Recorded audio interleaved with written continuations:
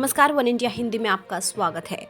दिल्ली में बीजेपी की राष्ट्रीय कार्यकारिणी की बैठक हुई। बैठक 5 राज्यों में होने वाले विधानसभा के चुनाव और प्रधानमंत्री नरेंद्र मोदी के नेतृत्व में पिछले 7 साल में केंद्र सरकार की उपलब्धियों पर केंद्रित रही। इस दौरान केंद्रीय मंत्री धर्मेंद्र प्रधान ने कहा कि कश्मीर और किसानों के मुद्दे पर भी चर्चा हुई। इस मौके पर प्रधानमंत्री नरेंद्र मोदी ने कहा कि सेवा ही सबसे बड़ी पूजा है। इस कोरोना काल में कार्यकर्ताओं ने सेवा की नई संस्कृति की शुरुआत की है। भारत में अब बच्चों को भी जल्द ही कोरोना का टीका लगेगा। इसके लिए केंद्र सरकार ने 12 साल या उससे ज्यादा उम्र के लोगों के टीकाकरण के लिए मंजूरी दे दी है। मोदी सरकार ने अहमदाबाद की कंपनी जाइडस कैडिला की 3 खुराक वाले टीके जाइकोव डी की 1 करोड़ खुराक खरीदने के आदेश दिए हैं। इसके साथ ही ये टीका राष्ट्रीय कोरोना वायरस रोधी टीकाकरण अभियान में इस महीने शामिल हो जाएगा। कांग्रेस के पूर्व अध्यक्ष राहुल गांधी ने एक बार फिर मोदी सरकार को घेरा है। इस बार देश में तेजी से बढ़ रही गरीबी की एक सर्वे रिपोर्ट शेयर करते हुए राहुल गांधी ने केंद्र पर तंज कसा है।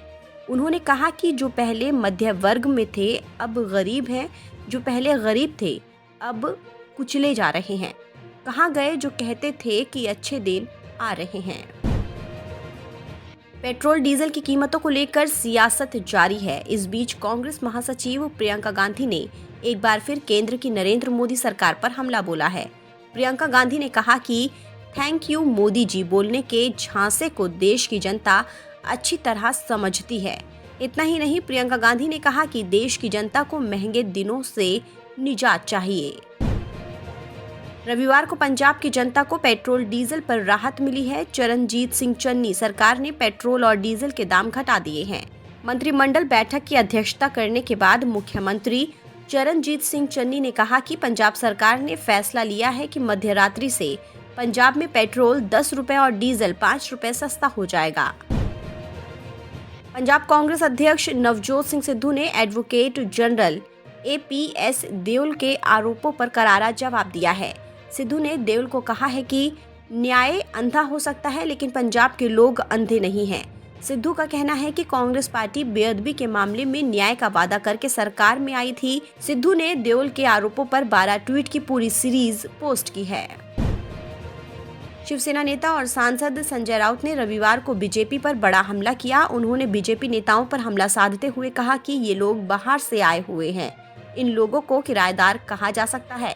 ये लोग हर दिन सुबह उठकर धमकी देते हैं कि इनको जेल में डालूंगा, उसको जेल में डालूंगा। ऐसे में मैंने पूछा है कि क्या जेल के मालिक बन गए हैं या फिर जेल की चाबी आपके पास है। करोड़ों रुपए के मनी लॉन्ड्रिंग केस में गिरफ्तार किए गए महाराष्ट्र के पूर्व गृह मंत्री अनिल देशमुख की मुश्किलें बढ़ती ही जा रही हैं। मुंबई के स्पेशल कोर्ट की ओर से अनिल देशमुख को 14 दिनों की न्यायिक हिरासत में भेजने के एक दिन बाद ही अब उन्हें एक बार फिर ईडी की कस्टडी में भेज दिया गया है। अनिल देशमुख 12 नवंबर तक फिर से ईडी की कस्टडी में रहेंगे। उत्तर प्रदेश विधानसभा चुनाव से पहले मायावती को बड़ा झटका लगा है। बीएसपी के पूर्व नेता लालजी वर्मा और राम अचल राजभर रविवार को समाजवादी पार्टी में शामिल हो गए। इस मौके पर जनादेश रैली को भी अखिलेश यादव ने संबोधित किया। अखिलेश यादव ने बीजेपी पर हमला बोलते हुए कहा कि 2 GB डेटा का लैपटॉप कहाँ है।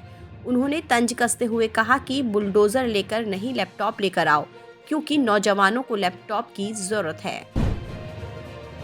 बिहार का महापर्व छठ सोमवार से नहाए खाए के साथ शुरू हो जाएगा।